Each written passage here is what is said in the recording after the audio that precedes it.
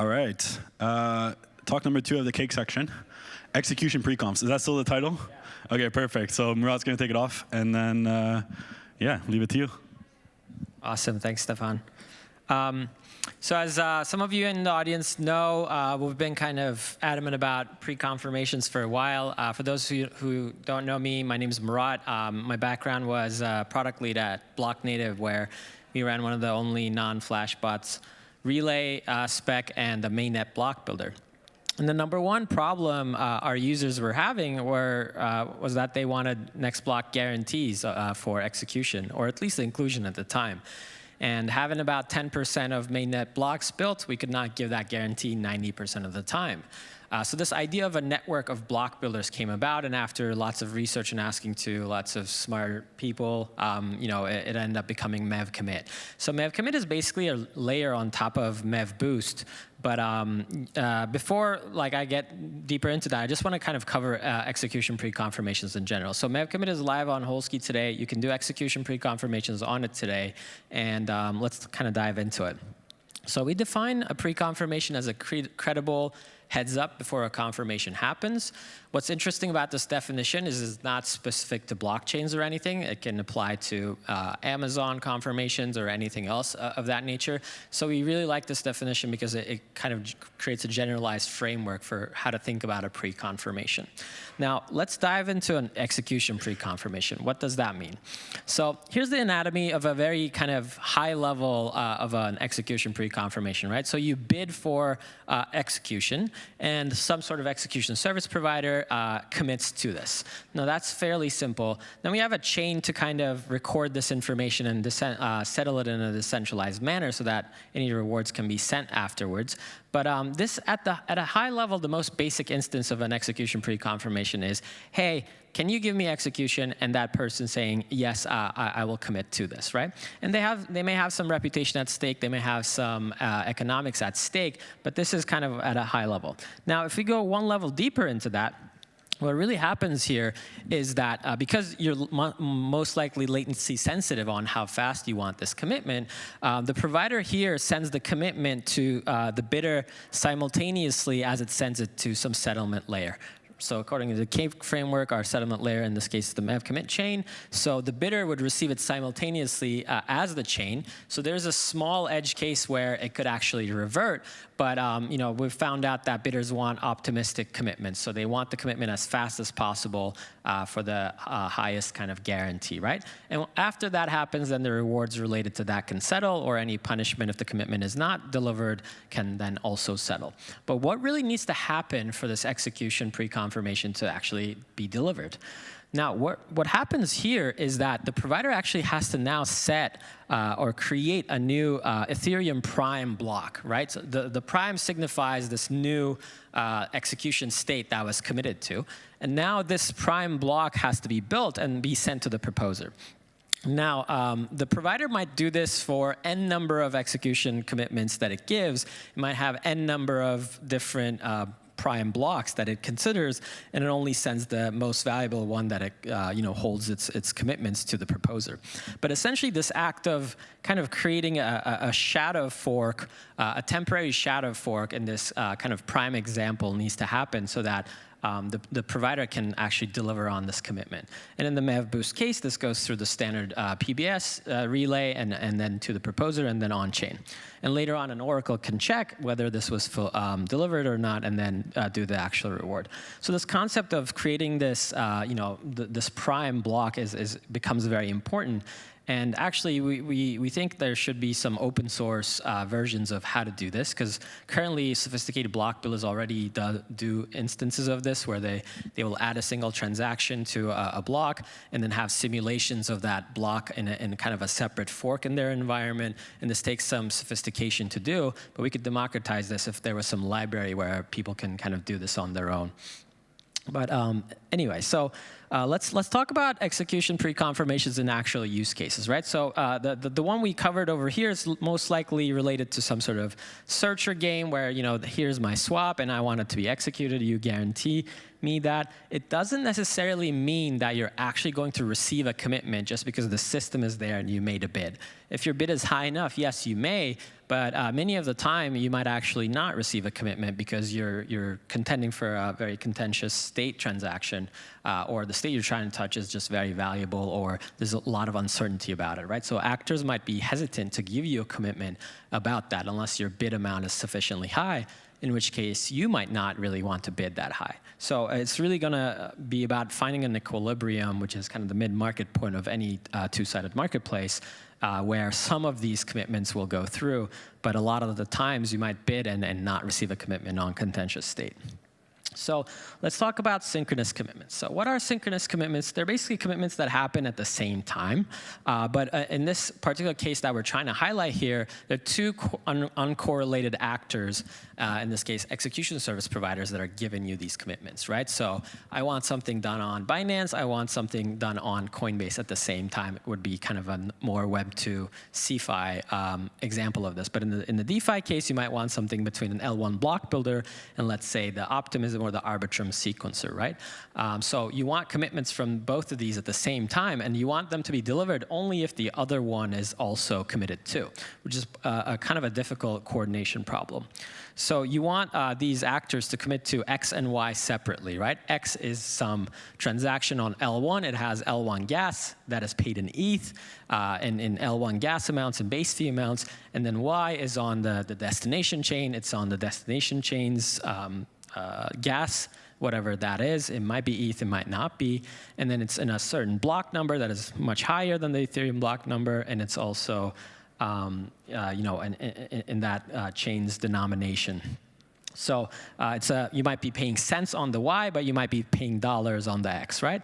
And then ultimately, you want a chain to orchestrate both of these happening simultaneously, such that one doesn't happen without the other, and the user does not see some losses.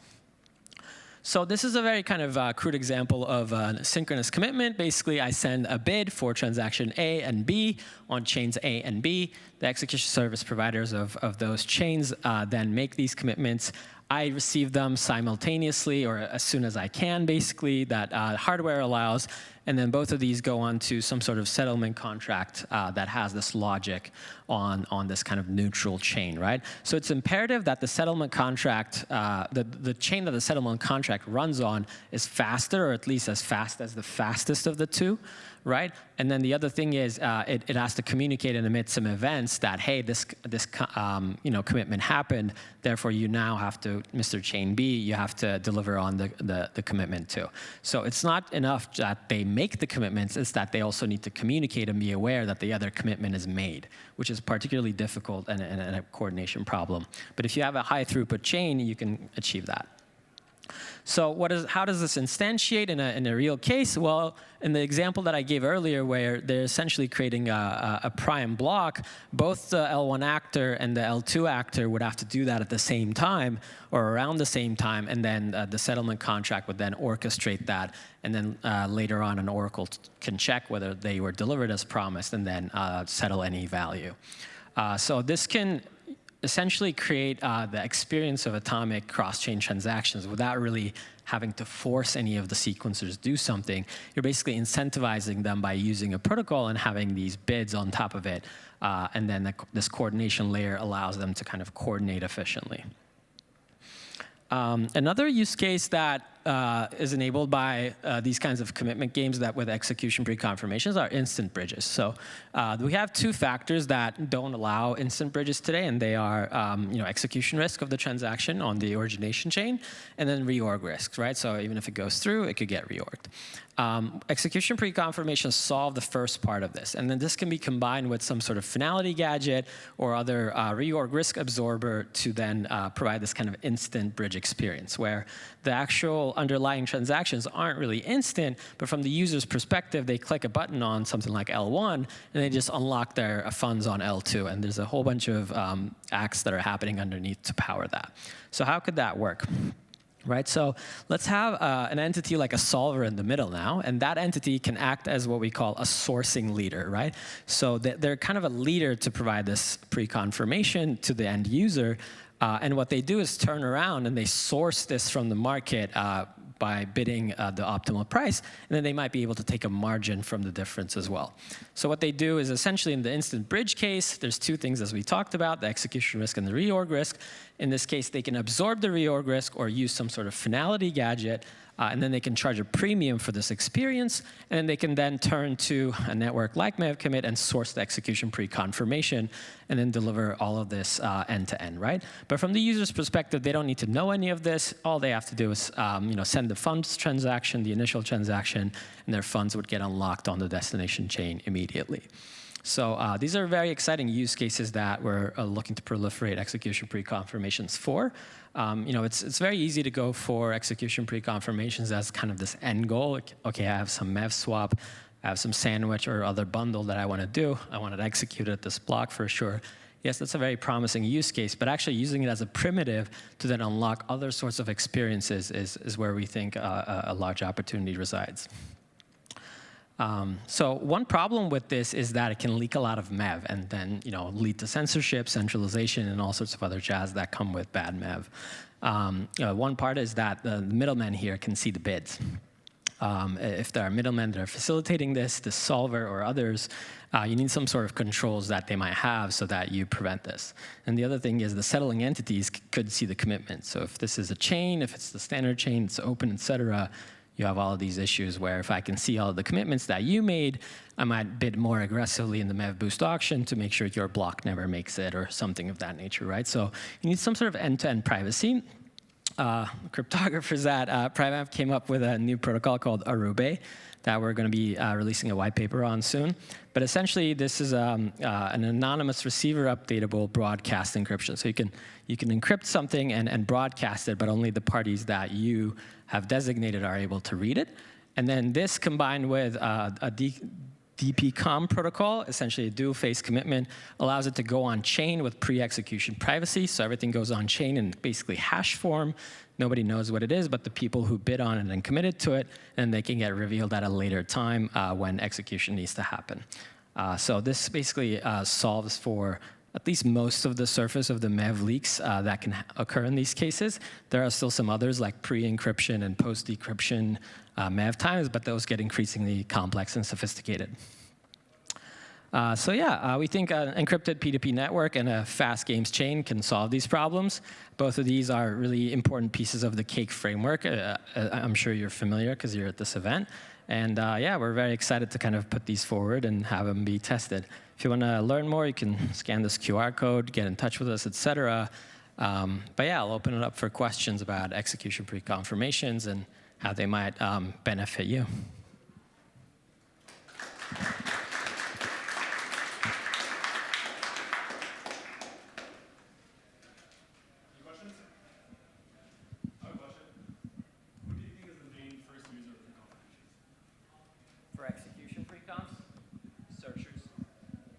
Searchers. Now, whether they will receive them is a different question, but they will be the first bidders, and that's what we're seeing already.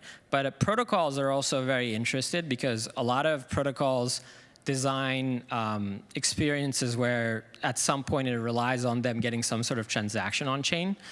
So protocols can have a very kind of non-Mev related use case. As we've found, we're finding that proving aggregators want to get their aggregated proofs on chain, and these dApps that are now controlling their own state want to get that transaction on chain and execute. So we're finding that protocols are actually are a target user for this, and it's not just trading use cases. Go ahead.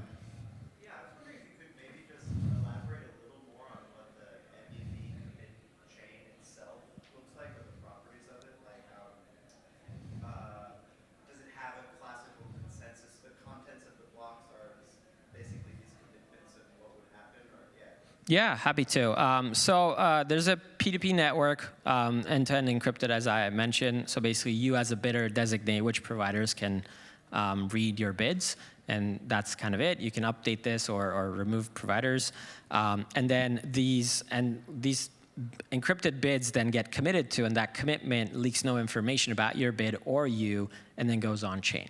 Now, there's nothing specific about the chain. It's just that the encryption protocol makes it such that these hashes go on chain. The chain today itself is a Geth fork. It uses POA consensus, although that's being deprecated, so we're looking into other ways to improve consensus. But that's not the bottleneck. Like as long as the P2P network is decentralized, you have some sort of decentralization that you can then kind of kick down the can on, like how do you want to optimize it later on. But yeah, the chain is a pretty standard Geth fork. It's high throughput, and it has kind of additions to it, such as millisecond handling, for example. Geth does it at a second basis. And then we have some other mechanisms in the system, such as decay, where if you send a bid, it starts decaying in real time, and this encourages providers to commit to it as soon as possible. So these kinds of mechanisms allow for these commitment games to be played in real time. But the chain that settles them itself is a standard Ethereum EVM chain. Go ahead. But what is the size of the stake for these preconfs you mentioned? Because it also created like a limitation how much money would be transmitted between this cross-chain interaction without risk. If you like make a stake of 1 ETH, it means that I'm not interested to transfer 2 because you can be slashed 1 ETH, but you can still 2. So what is the average you also perceive today, and how to make it on scale to make a huge transaction? Yeah, this is a great question. So these systems suffer from the same limitation that Ethereum does, right? You have 32 ETH staked, and you can propose a block that's worth 100 ETH. And it inherits a lot of this.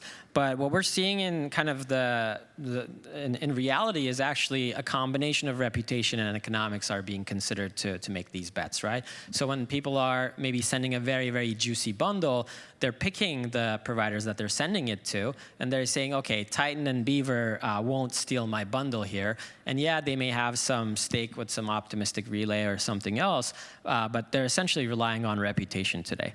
So we're not looking to kind of disrupt that ourselves, but we're going to piggyback off of it. We think we can improve it and make it more robust by adding stronger builder identity inside at least the MEV commit protocol until it's on Ethereum itself, and increase these stakes as much as we can. But we're finding that the market doesn't care as much. They use a combination of reputation and economics to make that decision.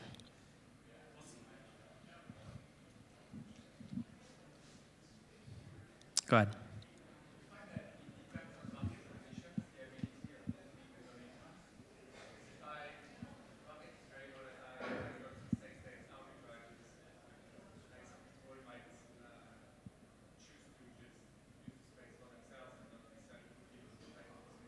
Yeah. The question is, if the market is volatile or the market conditions change, does that change some of the dynamics, right? So definitely. In those cases, what we'll likely find is that bidders are not going to receive commitments at the same rate that they are. So providers are going to keep their optionality and not commit for longer periods of time. Now, the decay mechanism makes it so that they're still incented to commit before other providers, but they're not necessarily incented to commit as soon as possible. And a lot of people are thinking about kind of how to price pre-confirmations, how to receive a commitment that's actually profitable, et cetera. And I encourage people to think about a kind of a blackjack model in this.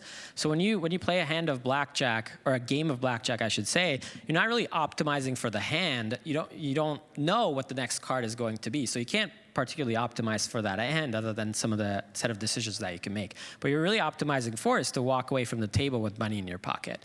So pre-confirmations will work the same. It's not that the provider will know every single time whether this is a profitable bid to commit to or not, but it's that over average they will make that sophisticated decision so that over average they make profits on it, and so do the validators by opting into this kind of protocol. So you're not really necessarily optimizing for this one particular bid, you're optimizing for your general welfare.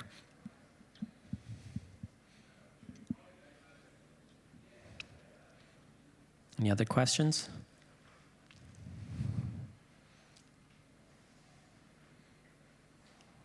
Cool. Thank you so much, guys.